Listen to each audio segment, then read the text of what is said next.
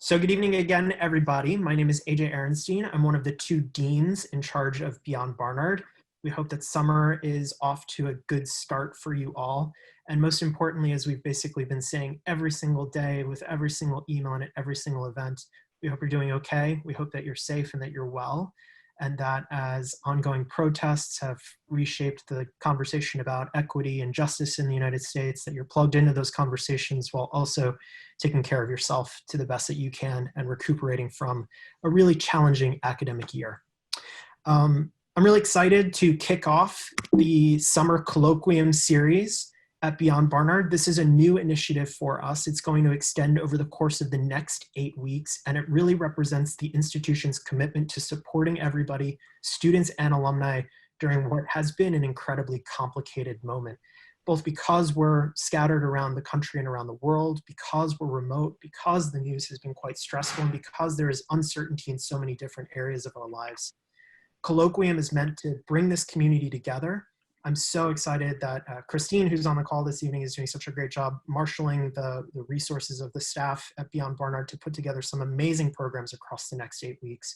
And we hope that you'll sign up for some of them. The link is right there. You can't click the screen, unfortunately, but within the Barnard website or in Handshake, you can find all of the events that are associated with Summer Colloquium. We'll talk more about that as we go through the presentation this evening. Just really quickly, what we're going to be going through over the course of this first kickoff event, over the course of the hour, we're going to give some opening thoughts on the COVID market, and I'm going to be talking about this. And a heads up to all of you who might also be scheduled for tomorrow's event, Making the Most of Summer Colloquium. A lot of what we talk about tonight will be echoed in that presentation. Tonight's conversation is tailored more towards juniors, seniors in the class of 2020 that recently graduated into this economic climate. Anyone is totally allowed to stay. I just kind of want to give you a heads up that tonight's presentation is really tailored more towards those who are even potentially looking for full-time work right now, whereas tomorrow's will focus a little more on returning students and this summer. From the discussion about what we're seeing in the COVID marketplace right now, we're going to move towards thinking holistically about graduate school. When we think about the job market, I know a lot of students and a lot of alums that our entire team has advised over the course of the last 3 months has pivoted towards thinking about graduate school, and we have some specific feedback and ideas about how to think about graduate school as a possibility for yourself. Alexa will talk about networking strategies and the platforms that we really advocate using at Beyond Barnard, both always, but especially during this particularly challenging moment. Christine will talk about hiring, skill building, and volunteering, different options to explore as you think about longer term options for yourself. And I'll round it back out with how you can use Beyond Barnard advising over the course of the next several months, the next several years, your entire career. Afterwards, you know, we serve all students and all alumni of the college, so we'll just start a little bit to foreshadow how the next couple of months in summer will shake out and give you some ideas about how to use us throughout the coming year. But very first, I wanted to introduce the disembodied voices on today's call. Like I said, I'm AJ Ehrenstein. I'm one of the two deans of Beyond Barnard. I keep meaning to change this picture because it's so dorky and my head is so shiny, but there it is. That's my headshot. And I'm joined by two of my great colleagues this evening who I'll let introduce themselves. Also two alumni of the college, which is great.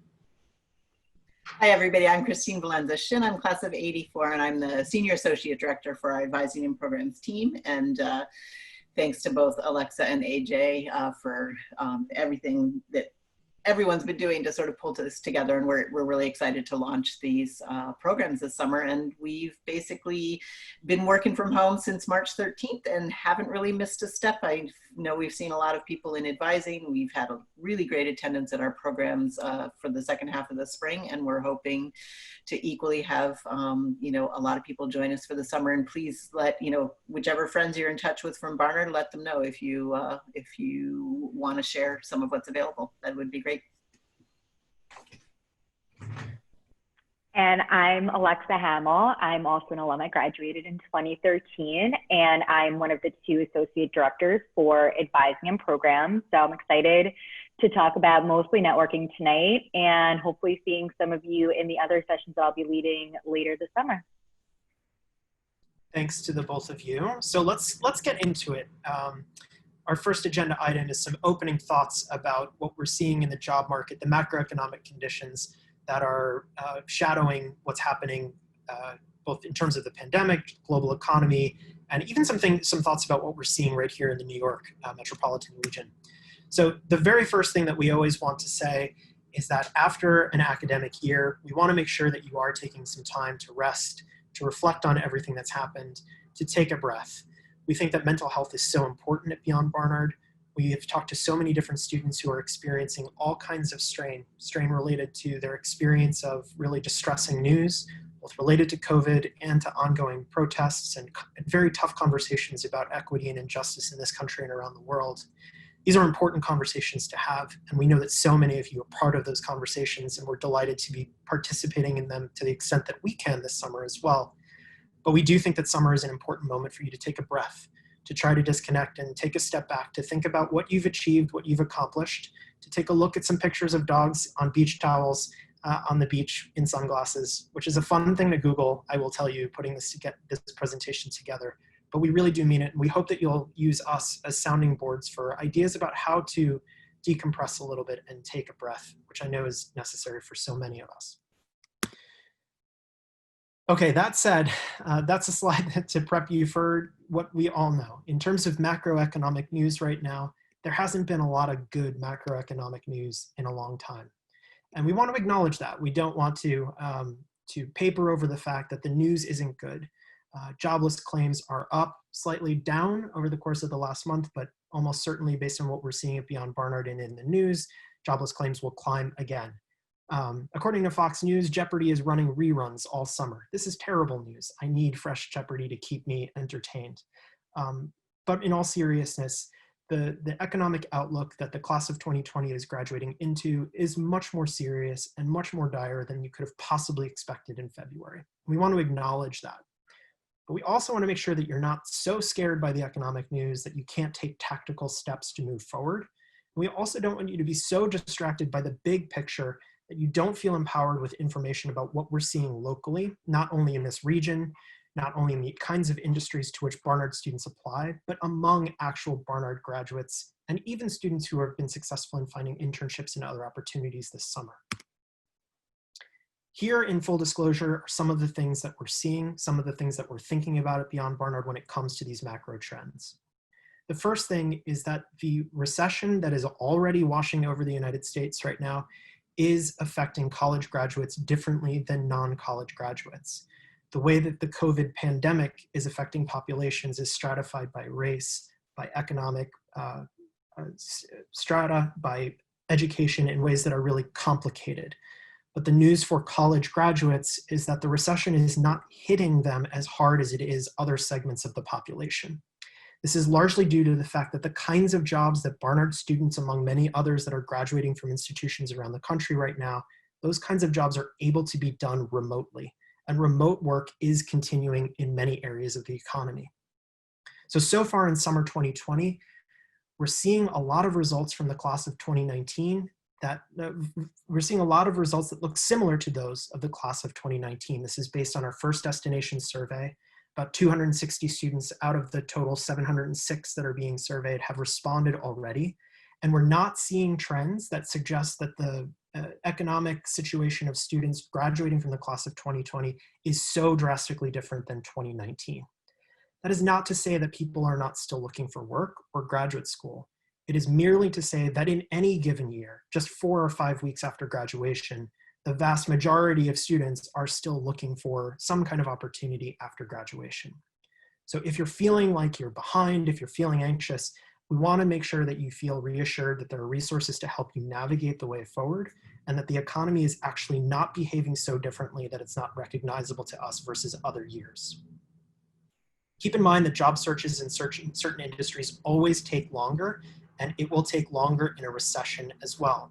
So the next couple of months will take some determination and creativity when it comes to navigating a difficult economic landscape. But Christine and Alexa will talk about some of the strategies that we see are successful among students and recent alums at every level. We have seen some delays to start dates in certain industries. They are still fairly sporadic. We do need folks to continue to give us survey data so that we understand better the landscape of what folks are dealing with. So far, rescinded offers and delayed start dates are not in any way drastically outpacing, again, previous cycles of employment that we've seen.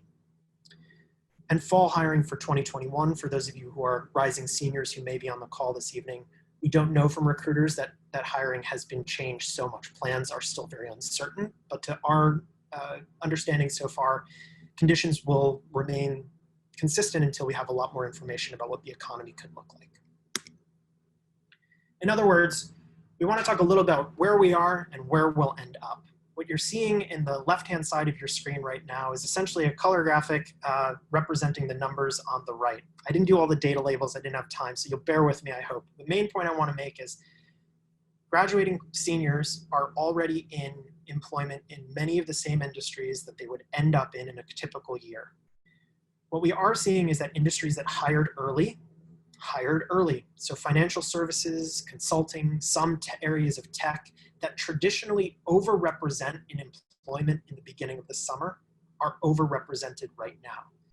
By the time November rolls around and we have our final outcomes for the class of 2020, we'll see many more folks in nonprofits. We'll see many more folks in places like law, government, and politics. But the fact of the matter is, even in the best years, those kinds of industries hire, recruit, and retain individuals later than some of the industries that recruit folks as early as the fall previous to graduation. If you don't believe me, we've got the data to back it up. This is a quick view of the job postings in Handshake right now divided by industry. And you'll notice all the way to the left, K through 12 education, nonprofit, other, which is essentially a catch-all for many different kinds of nonprofit organizations, and healthcare all still have a large number of postings in the system. We're going to talk about how to use platforms other than Handshake to look for information, but right now, this is in line with what we see in a typical year. Thing to note, there are definitely fewer overall positions. In fact, in aggregate, there are 50% fewer positions posted in Handshake right now than at this point last year. That can sound a little scary as well. But if you take a look at that active jobs by US state, and you notice that New York is the only state in the red, there are more economic opportunities based here in New York, which is typically good news for Barnard students because for some reason the city tricks you all and you all want to stay here in some capacity. I will never understand it, but I'm glad for it because I live here too, it's my hometown. But opportunities in New York are better than in other places in the country that have in some cases not opened up as much, but in all cases have fewer overall economic opportunities. Overall, we want to make sure that you know that no single summer, no matter what happens right now, is going to define your entire career trajectory. Even though this is a different economic climate, where you start this year will not determine the entirety of the next 40, 50 years of your career lifespan.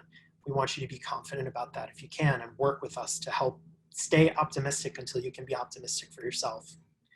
Particularly in the context of COVID-19, employers understand that job start dates are later, that folks bring a little bit less experience to their first entry-level position than they might otherwise in a typical time. Everyone understands that this is a global pandemic and that the economic conditions that are affecting candidates at Barnard are not just affecting candidates at Barnard, they're affecting every single individual in the economy right now, including folks who are much farther along in their career. We want to encourage you to situate yourself then in a broader community facing a range of challenges while at the same time able to identify opportunities. You are not alone in this. You're not the only person looking for work, looking for opportunities, thinking about graduate school, and it can be helpful to create solidarity, which is one of the goals of Mission Job for sure, which we'll talk about, but Summer Colloquium generally, to connect to other individuals who are experiencing the same circumstances as you. We also think that it's really effective in this kind of moment to ask not what the community can give to you, but how you can support communities in a context of exceptional strain. For some of you, that may be participating in political action, in direct advocacy, in getting into the streets. For others of you, participating in supporting your communities could mean trying to figure out how to bring your skills to an internship experience before pursuing full-time work. It might mean doing a short-term project for an alum. Making a contribution and asking how you can support communities as opposed to asking what those communities can give to you is an attitude that we have found really appreciated among all manner of employers alumni, faculty, and many others at this point. Like we said at the top, though, it's still important to dedicate time to reflection and transition. We're going to have a series later in the summer called the School to Work Transition. This is going to be a great time for you to think about all of the mental and psychological, emotional shifts that actually happen at the end of college and in the transition to the workplace. And we just want to make sure you're making time to do that work. At this point, that's kind of the overall spiel about where we are in the economy and how we're thinking about things broadly at Beyond Barnard. I want to hand it off to Christine, who's going to talk a little bit about thinking holistically about graduate school, as we know that in a down economy, often the impulse is to flee to graduate school. And we want to talk about how you can dedicate some intentional reflective time to that decision. Christine. Thanks. Yes, it's a very strong tendency. If it's not within yourself, you're probably hearing it externally from parents and other influential adults to, hey, let's think about graduate school. And graduate school is a great thing to think about, but you want to think about it carefully and think about it in terms of in the context of your long-term goals and how it might fit in. On the, and it's sort of a cost-benefit analysis. What I often say to people as they're asking questions about graduate school is, just to think it's a fair amount of time, it's a fair amount of money. It's a different experience than undergrad. And so you want to make sure that you're going to be getting the most for your time and your money, and that it's something that fits into your long-term goals. So as always, even if it's a short pause, we always encourage people to stop and think, talk it through, make an appointment with anybody on our team to sort of just talk through that process and bat around some ideas. But it is a really good opportunity, whether you're thinking about it sooner or later, to think holistically about graduate school and to do some research. So taking a look at, the type of degree you might be interested in, the programs you might be interested in. You can do that backwards by thinking about what fields you're going into and doing a little bit of LinkedIn research on people who are in that field and sort of looking at their profiles and how they got there, what kind of degrees they have. So that's both institutions and people. You can definitely reach out to the institutions about information sessions they might have and questions you might have. And fellowships can be another thing to look into. How are you going to pay for graduate school? What are the opportunities there? We have a dedicated fellowships advisor here at Beyond Barnard, Jennifer Leck, and she has a lot of resources in Handshake and info sessions that have been recorded. So that's a great place to start. And then you can follow up with her individually to talk about your particular situation. Doing research, whether it's on your own or helping somebody out, can be really helpful. Like, think about, as you're leaving college, what questions do you have? What fields are you still interested in, outside of your major? And how could that fit into your graduate school plans? And then just kind of, I think, as with any career exploring, it's an opportunity to kind of throw the doors open and say, hey, let me look around. Let me look around what's out there and think about whether that might be a good fit. And then, of course, a lot of people these days are looking at graduate programs for tech skills, as well as we'll talk about that at the end, some other places to pick up tech skills. But there's been a lot of flexibility in, I guess, what we call the graduate school market to try and respond to what industries are looking for. So data analysis programs, computer and coding programs, there's a lot of possibilities out there. Good.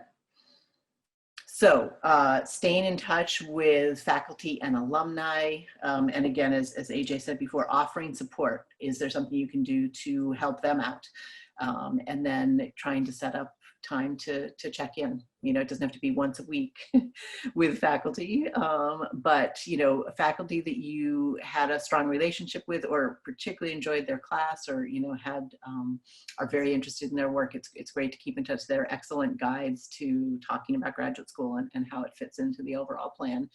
And here at Beyond Barnard, not only actually we are doing several graduate school focused weeks. So take a look at that in the lineup. That'll give you a good overview. Alexa Alexa is running one on law school. We're doing business school. AJ's running a couple on the humanities and the social sciences. So we've got quite a few coming up this summer, and we'll continue to do that in the fall as well. And those are open to both students and alumni. But we also have individual advising appointments. It's one of the categories that you can sign up for. This is a great opportunity to look into standardized tests, look at the details, how much, when, how long do the scores last for, which ones do graduate schools call for, and, do some studying and potentially take the tests, soon or sometime in the next year. And definitely LinkedIn is a great tool. Alexa will talk about this more, of looking for people who are both currently in graduate school who can maybe answer some questions, as well as recent graduates of graduate school programs you're considering. That can be a really great resource. And then continue to pursue remote opportunities and experiences as well with various grad schools. Yeah, well, Christine takes a drink of tea there. I'll just underscore two things that I'm really glad she said. The first is the summer is a great time to actually prepare for applications in the fall. So if you have time and you're thinking about graduate school as a career move, it's a really good time to reach out to faculty and be sure to secure letters of recommendation. But graduate school as a career move also means that networking is just as valuable in discerning which programs are a good fit for you as if you were heading off into industry. So when we think about the job market right now for for students generally, we do think about graduate school as a part of that, and reflect on how many students will be proceeding to apply to graduate programs in a down economy. It should be part of your consideration as well. I'm back on mute. You need a slide? Yeah. Great. So actually now I'm going to pass things off to Alexa and talk about networking. Okay, great. Thanks, Christine. So first thing we're going to start with about networking before we get into some more of the logistics is this idea that asking for a job and you'll get advice, ask for advice and you'll get a job. So a lot of times with networking, students will make appointments and talk about networking once they're at the stage that they're actually seeking an internship or a job. But really, regardless of why a student or an alum is coming to talk to me, whether it be career exploration, job search, graduate school, networking is always part of that conversation because it's so essential and it's so important to really any stage that you're in. So this idea that networking is continuous is really important, and something that I think can also be a huge relief is knowing that even if maybe there aren't as many open positions right now on Handshake, there's still something very tangible that you can do, and it's really important to do before these applications really come out. So when you're thinking about your network, you're really thinking about how can I grow it, how can I develop it? Usually by the time a student is saying, oh, I applied for this awesome job at the Met and I reached out to somebody who works at the Met, that time is really too tight to hopefully leverage that for recruiting purposes.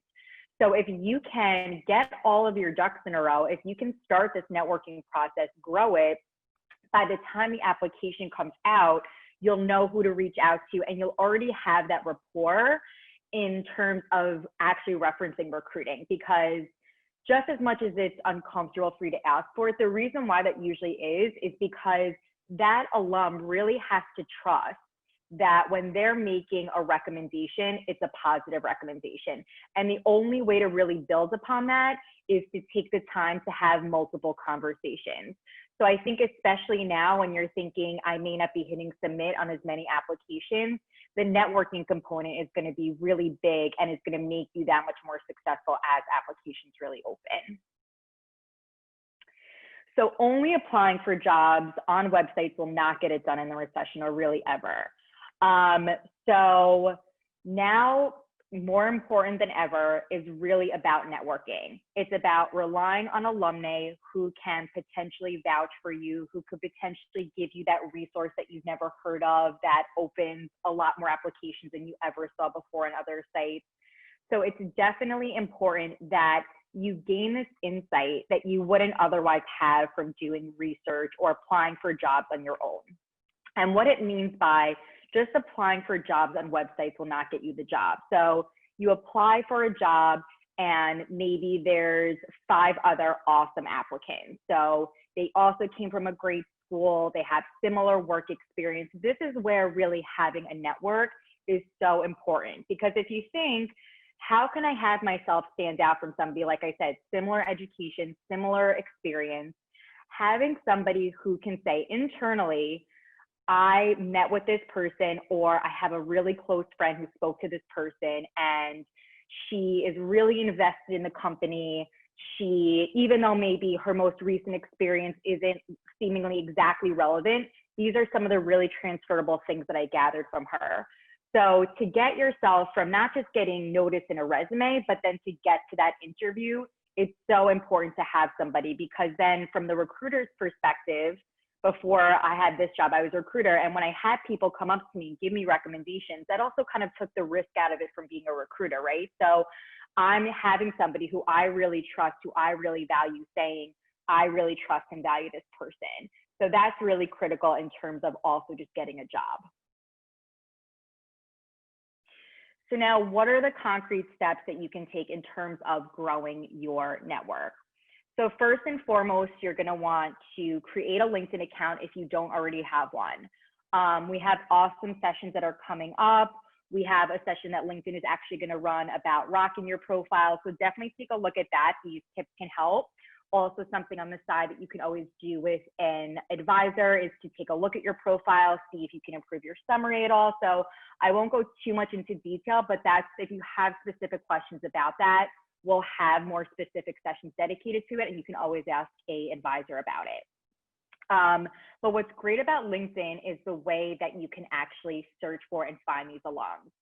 So the reason why you'll always hear about saying networking with alumni is because you can network with anybody on LinkedIn, but we say to network with alumni because they already have that investment in a Barnard student without knowing you personally. You have that Barnard connection, and there are thousands and thousands of alumni who are on LinkedIn right now.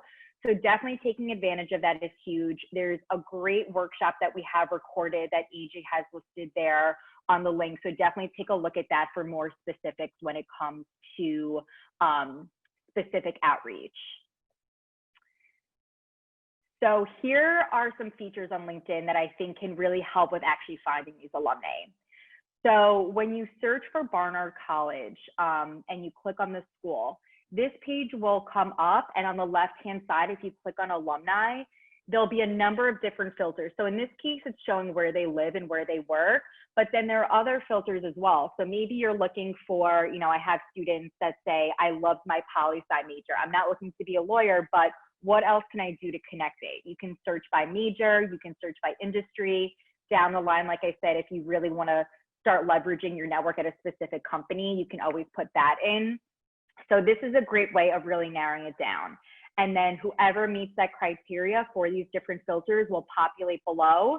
So like I said, we're not going to get too much into the actual outreach part of it and what I would include in that message. But this is really where you can find those alumni, and this is how you can narrow it in. So you're really finding alumni that fit in with exactly what you're looking for. So in addition to LinkedIn, other ways that you can build your network is on Barnard Connect. So hopefully, if you haven't already done so, definitely be sure to join it. The link is here, but if you just Google Barnard Connect, it'll be the first one that comes up. You'll hit join the community, and then once you're part of the community, you will be part of over the 900 students who are currently on Barnard Connect, who are looking to build their network as well. So right now, there are also over 600 alumni. So here on Barnard Connect, it is exclusively designed for Barnard students. I'm sure some of you know we've had a lot of awesome programs in the past, but we've realized that our global outreach can be even expanded even more. We can find alums from all over the world doing a number of different things and just housing them all on this awesome site.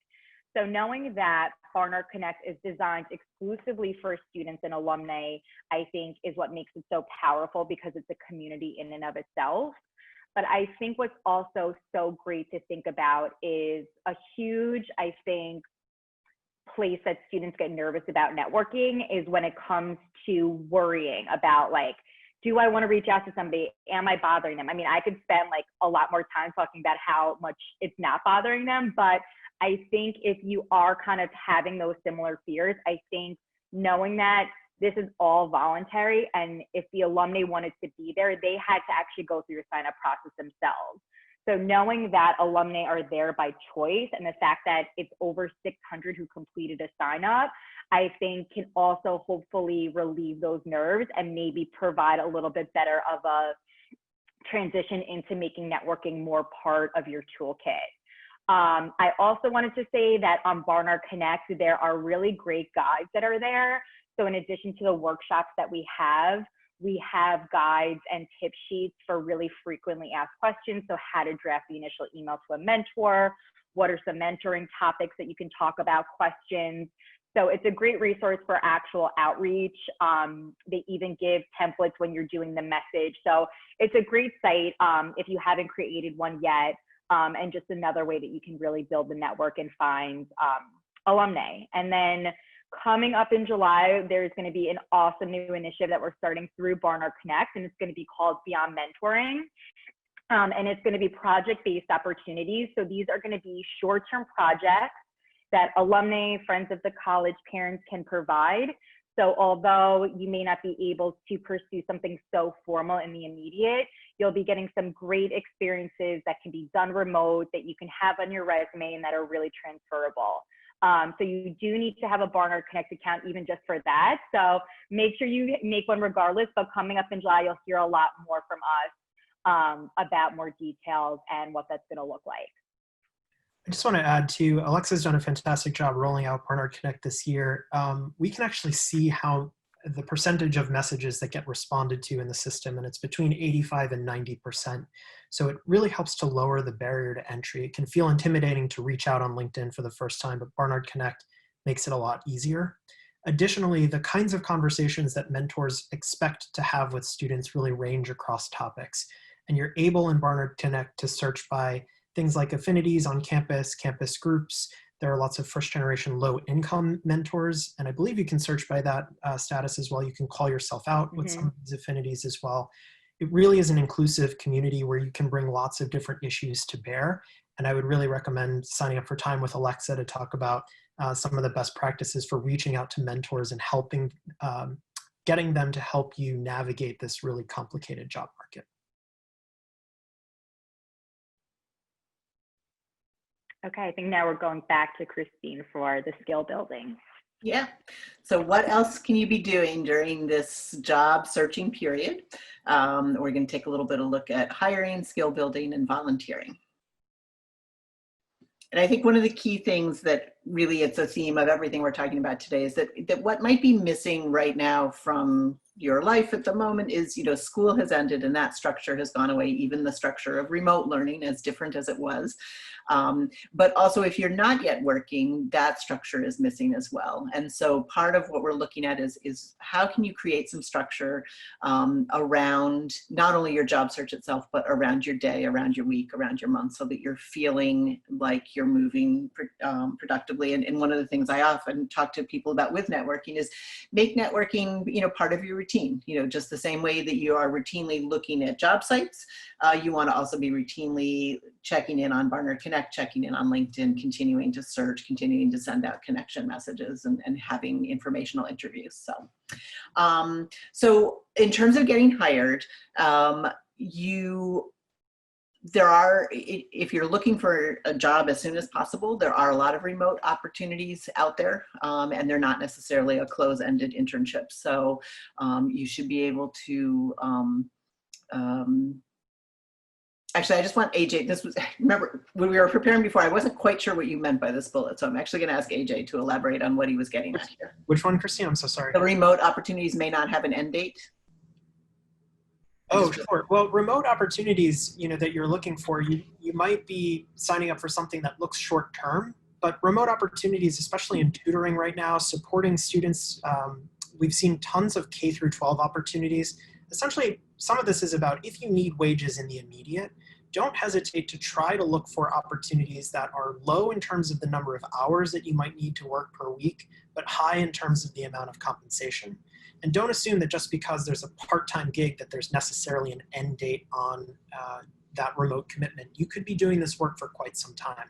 And we've seen some students have some real success connecting with summer camps that kind of go throughout the entirety of the next 10 weeks. We've seen folks have some success connecting with previous babysitting clients and saying, hey, I know you don't need babysitting right now, but I'm wondering if you might need a tutoring contact. So just don't be dissuaded from pursuing these kinds of remote opportunities because they can be really diverse, highly remunerative, and may not have a specific end date. Sorry, Christine. Right. No, it's fine. I just wanted to make sure I was on the same wavelength as you. But you also want to continue to be strategic. And even if, I've had several conversations recently with recently graduated seniors who are definitely broadening what they're looking at and looking at transferable skills. You do need to be flexible, but you need to be strategic when you're looking at we'd make the argument that almost any opportunity is going to teach you something and is going to have some transferable skill. And certainly part of what we can do is help you identify those and convey those as you're continuing to apply to things. But you do want to look, there are fields, this recession is uneven and it has hit some industries obviously incredibly hard and others sort of more in the sense of everything's a little uncertain, so things have slowed up a little, but there's still work to be done. There's still hiring to be done. And just as an aside, we ran these mission job groups in the spring, 3 of them, and we haven't gotten the full stats yet, but I know just anecdotally that 3 of the people from my group have gotten jobs since we started mission jobs. So there's definitely still things being posted, interviews being held, offers being made. So, but some fields are doing particularly well, anything having to do with tech support. And that doesn't mean you have to have, hard skills necessarily. Tech support is also customer service and troubleshooting and, technical writing, being able to explain things. Telemedicine, obviously, huge boom. And I've noticed in particular as dentists and other doctors have gone back to work now that the crisis in the hospitals is subsiding, at least in some places. So telemedicine is really taking off. Retail logistics, anything especially online. Media, big media has taken a pretty big hit, Jeopardy, among others. But anything streaming, anything digital, huge expansion there. Data is not going away anytime soon. Big tech, similarly, it's interesting, big tech, I feel like they're nervous to hire, but there's still a ton of work to be done and there's still a lot of ways to bring people in. And then as AJ mentioned, anything educationally related, a lot of parents and schools and kids were really scrambling for the last 3 months to make this remote education work the same way you all were. And so I'm sure some are happily embracing a break, but I think especially as the new school year unfolds, there's going to be a lot of concerns about kids being behind or needing to refresh. And so there's some opportunities, whether you're sort of promoting yourself as a tutor or joining in online tutoring programs or existing companies. There's a lot of possibilities. And the summer camp thing is interesting. Here in New York, day camps are allowed to be open, but not sleepaway camps. I think that, like schools and other kid-related education enterprises, they're looking for creative things to do online and help with that. So whether you're pitching that yourself or whether you're joining a team that is, offering things to kids and parents as well, that can be a good place to look. Handshake is only one resource, and as we pointed out in the data, the postings are down.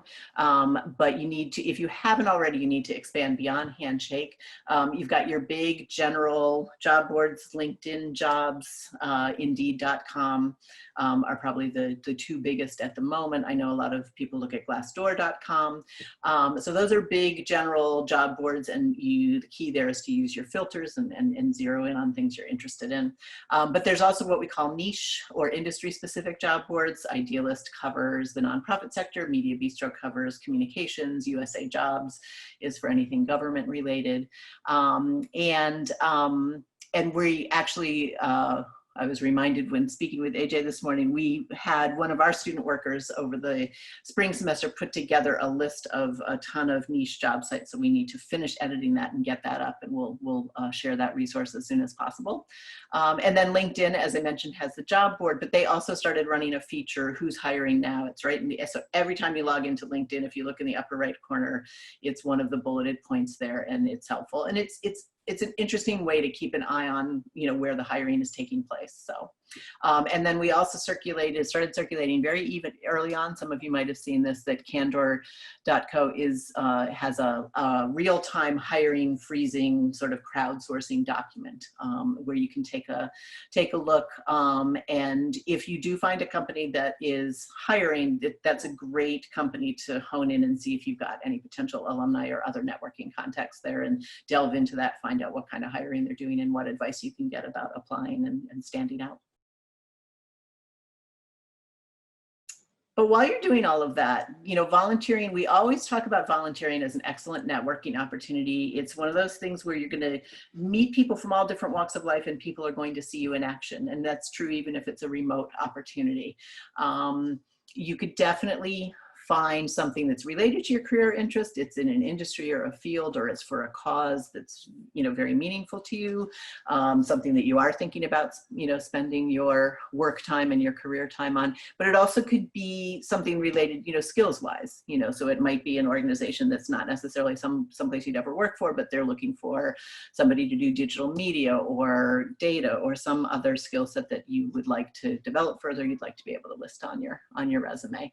And volunteer work, you don't need to separate it out separately on your resume. It's part of your experience if it matches the, sort of skills that you're trying to highlight for a particular job application. So get that hands-on experience, even if it's unpaid, if you're able. Mention networking. And there will be a lot of political campaigns active, particularly congressional and Senate and other local races. We're just, we're having the primary here in New York and in several other states, so that'll narrow it down in general to, one or two or three candidates for these seats. So that's always something to take a look at. But it's also, volunteering doesn't just have to be about furthering your career or developing your skill set. It's also fine to just volunteer because it feels good. It, it may not literally take you out of the house at the moment, or it might, as long as that's safe. But it also it gives you something to do. It gives you something to think about other than, your own job search and some of your more immediate concerns. And you never know, you volunteer for something you think you're not necessarily interested in making into a career, and, it's a new thing that you really enjoy doing, so. I think that's a great point, Christine. It speaks to that whole, what can you contribute? What can you bring right now? Not just because it's nourishing to you and you might be really passionate about a particular cause, but because that volunteer opportunity, once you're in the door, kind of relates to Alexa's points about networking too. Volunteering is a way into an organization. It's a way for them to get to know your work and to get to know you as a person. So a job might be on the other end of that. And then finally, skill building. I know you just graduated and you don't necessarily want to return to class, but there's a lot of different ways to build skills. We'll talk a lot about, how you'll fit the different things that you're doing at any point in your life or your career into a narrative. And, one of a great answer to the question, what did you do right after you graduated from college into this tough job market? You use the time to add to your skill set or refine some of your skills and sort of improve your opportunities.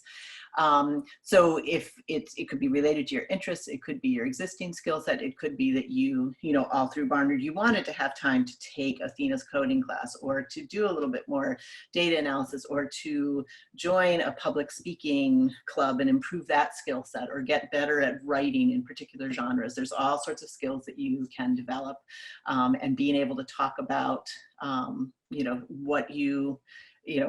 what you did, why you wanted to learn about something, what you learned about it, and how that's going to apply. And you absolutely, anything that you do, any skill that you gain over this time, you can put it on your resume. There's a couple, it could be in your skill section, it could be worked into your bullets, it could be worked into an independent work section if you want to make that on your resume. So, and then that website, that last point's a really important one, is that you can create your own personal portfolio or website that demonstrates that skill set that you can then link people to.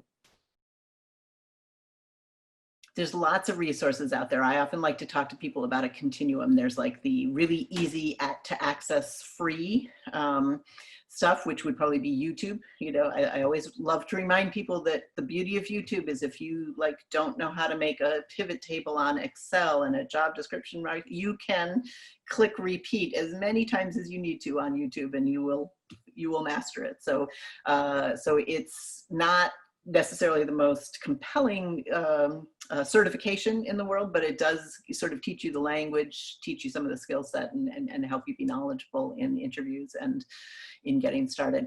LinkedIn Learning, you have access to still through your uni. And that's was formerly, what was it called? lynda.com, formerly before LinkedIn took it over. And there's a lot of, a whole variety of skills you can learn there, from office and administrative to more technical things.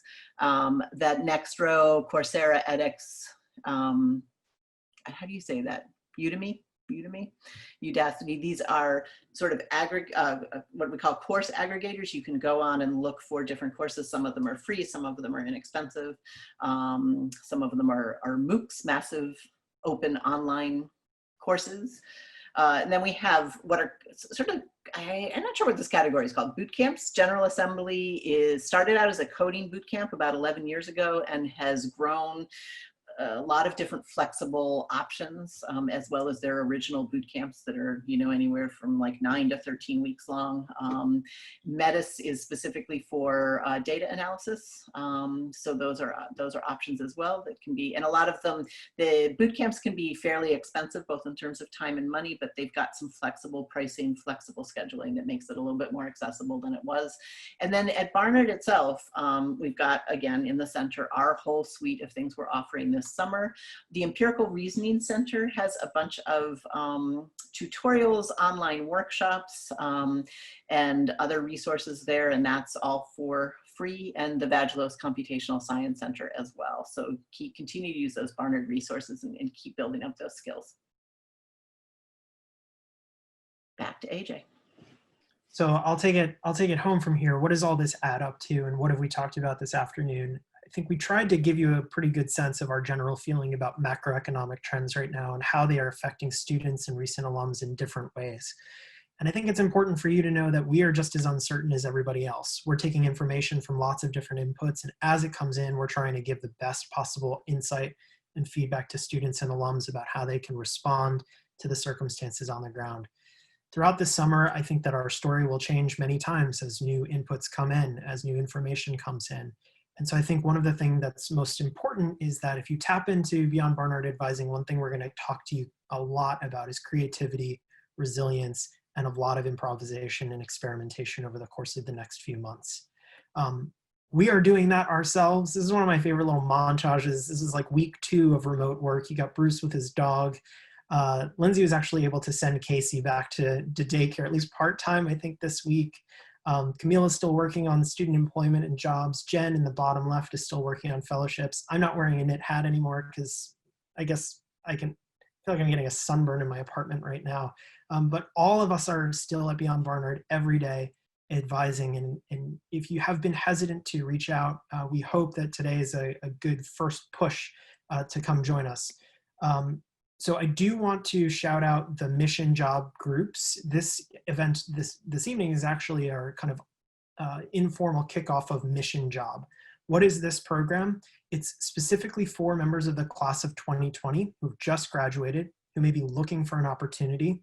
They're essentially just weekly check-ins led by a Barnard staff member, and they're an opportunity for you to talk about what worked in the previous week, what was really hard, what were some successes, where are you stuck.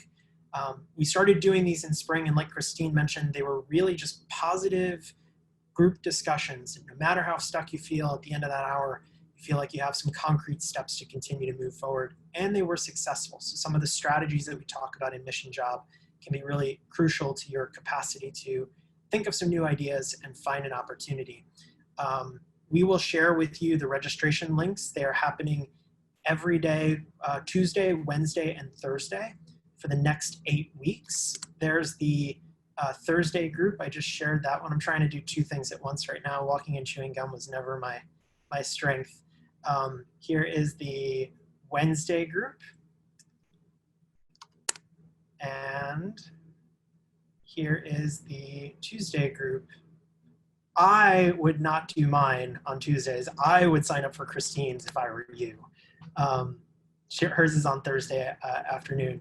And Alexa, I can't remember, you're sitting this one out, right? Yeah, no, I won't be doing good. So I one. didn't want to offend you and be like, don't do it. Yeah, exactly. Yeah, don't go for mine either. No, so please sign up and take advantage of some sustained opportunities to connect with each other, learn from each other, and continue to navigate the job market. Summer Colloquium, like we've mentioned, extends through the end of August. There are tons of different workshops on everything from negotiation to advocating for yourself and standing up for your rights in the workplace. We have sessions that are refreshers on resumes, cover letters, interviewing, and way more. We've built these sessions in response to feedback that students and alums have offered us, not only in the first destination survey, but also in the internship and summer activities survey. So we're really excited to be bringing content to folks that leverages our strengths locally at Beyond Barnard, but is responsive to what you all have said that you need. And if you need more, just tell us. Always email us at beyondbarnard@barnard.edu and let us know how we can be helpful. Don't let us don't feel like you can't tell us where we need to be better and where we need to be supportive of you. We're always as responsive as we can be. Definitely get your documents revised. Don't feel like you have to send resumes.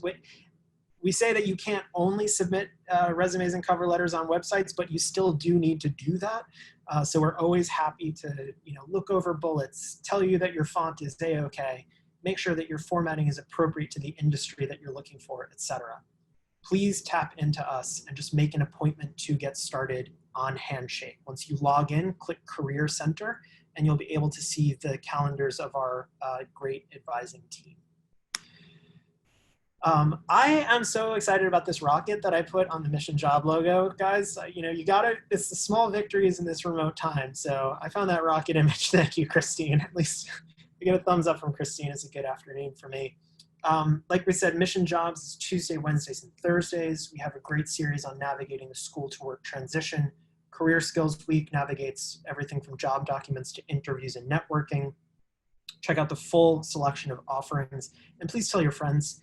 We have more than 400 signups for these events already, and we're just blown away by how engaged students are and alums as well, with some dedicated programs for alums. But tell your friends and let us know what you need.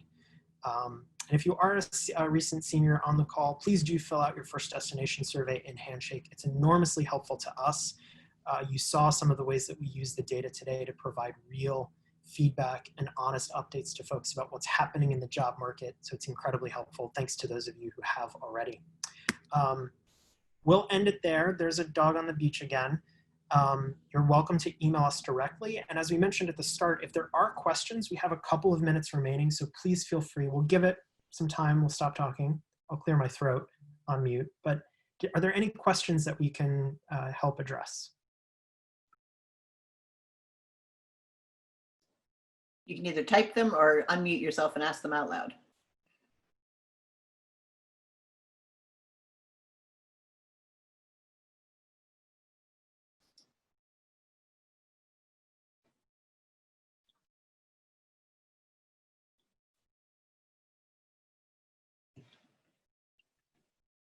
I just want to add on the mission job groups that, you don't, just join one. There's no rules for what you have to report or how much you have to get done. It's all about supporting each other, having, again, part of that routine and structure, knowing, that you can check in with people and as AJ shared, share what's working, share what's not working. You also can drop in and out.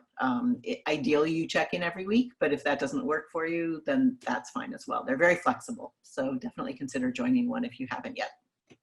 We did have a question come in about when these recordings will be visible. Basically, they're visible as soon as Zoom sends us the compressed file, and we can add a couple of slides on the front and back. What we'll do is we always send the presentation for these events, just the static presentation, so you can use that resource right away this evening. And then within the next week or so, you should be able to find a recording up on our YouTube page, which I will link right now, and which we're so excited. It was one of the projects we'd wanted to accomplish for a long time, and we didn't. And now it's there, so I'll chat that to everyone. In the meantime, another question came in. Many jobs have applied to ask me for an address. I'm looking in New York City, but I'm living at home out of state right now. Is that something that will hold me back as an applicant? Christine, Alexa, do you want to take a swing at this one? I didn't mean to put you on the spot. I read it and then I was like, We're oh, playing with each other. Who gets to answer? Yeah, I think it's fine either way. I think most people will, people are so spread out now because of COVID, and so many people in particular in New York, we've noticed we noticed a lot of young alumni on our career panels over the spring were sort of phoning in from, parents and friends' homes all over the country. So I think it's not something that will hold you back. Sometimes in a competitive market, they'll, focus more on people who are in New York. So sometimes people will use their Barnard address or a friend's address if you want to do that, but I don't think you have to. But it's always helpful to make it clear in a cover letter, if there's a cover letter option, to say, I will be back in New York, and you can just make up a date, because, if all goes smoothly, you will be back in New York. So you could say, I'll be back in New York, by mid-August, or, whatever you want to say. So you sort of make that definitive declaration that that's where you're going to be. And I think that that should be fine. But Alexa or AJ, if you want to agree or disagree, jump in. Yeah, I also, sometimes people are just uncomfortable having their address on there, which is fine. You could just put city and state. You can put, New York, New York. It doesn't have to be an exact address. You can just choose to have your email and phone number. I mean, I know I'm a huge proponent on networking, but I think this is also where it can really come into play, to have somebody be like, also, if you're concerned about the fact that, or just anything, if that's something really important that you want to get across, and have that person relay that message for you. But I definitely agree with Christine. There's like no right or wrong. And I think unless it's a really competitive position, sometimes it's not even necessarily noticed. But I think making it clear in something like a cover letter, if you do choose to put your permanent address, I think is going to be helpful. As a general rule, I took this as when you have to type your address into an online application and you can't really avoid it. Oh, I see. But yeah. I definitely want to make the distinction. On your resume itself, I would just avoid the issue altogether by just putting email and phone number. You don't need to put your address on the resume, which is generally going to be the first thing they see. But then, yeah, sometimes job applications will require that you actually put in an address, and I think it's fine to put in your home address. For sure. Our current address. We are at a little bit after 5. We've been big fans of ending Zoom calls on time. Everybody is on Zoom way more than we ever thought we would be. If it's nice where you are at in the country or around the world, please go outside and look at the sun. I'm going to go do that on my daily mental health run right now. Please take care of yourselves. Thanks for joining us this evening. We hope to see more of you throughout the course of the next couple of weeks. Thanks to Christine and Alexa, as always. And good to see you multiple times today. Let us know what you need. I'm going to put, the last thing I'll put in the chat is Beyond Barnard at barnard.edu. That's me, Dean Youngblood Giles, and 2 of our great support staff at Beyond Barnard. We do our best to get answers to your questions as soon as we can. So please don't hesitate to reach out if you need anything. Take care of yourselves, everybody. And bye, everybody. Bye, everyone.